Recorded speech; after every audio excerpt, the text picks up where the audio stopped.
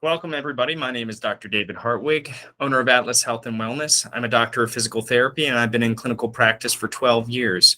Atlas Health and Wellness helps empower individuals to shoulder the weight of their world. And today's topic is going to be on GIRD.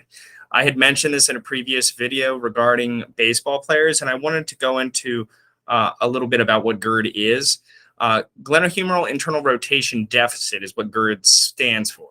It is an adaptive process in which the throwing shoulder experiences a loss of internal rotation. GIRD has most commonly been defined by a loss of greater than 20 degrees of internal rotation compared to the contralateral shoulder. So I have a little picture down here. This article was pretty sweet and very accurate. So this is a measure of external rotation to internal rotation measurement.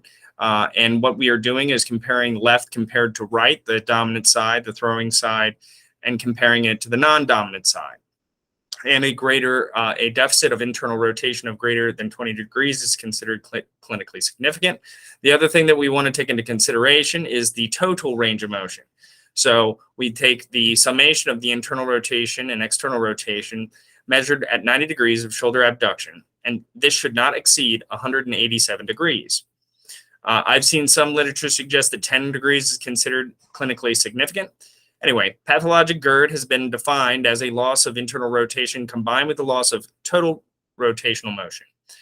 So GIRD is defined as a loss of internal IR combined with a loss of total range of motion, comparing left and right. I often find that these individuals also have a reduction in glenohumeral motion into flexion as well as scaption.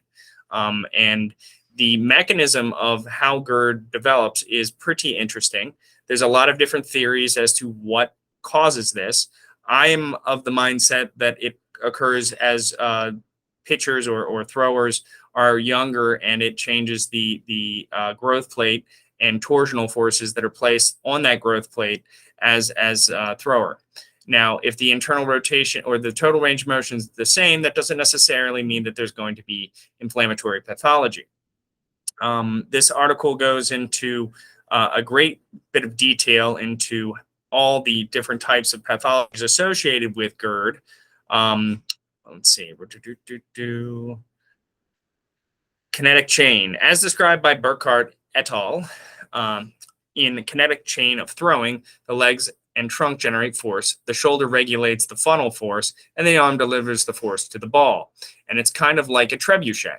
It doesn't say that, but I'm adding that.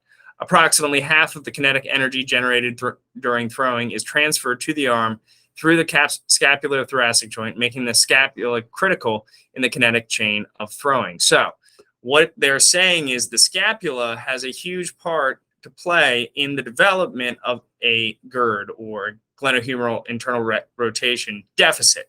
And I couldn't agree more.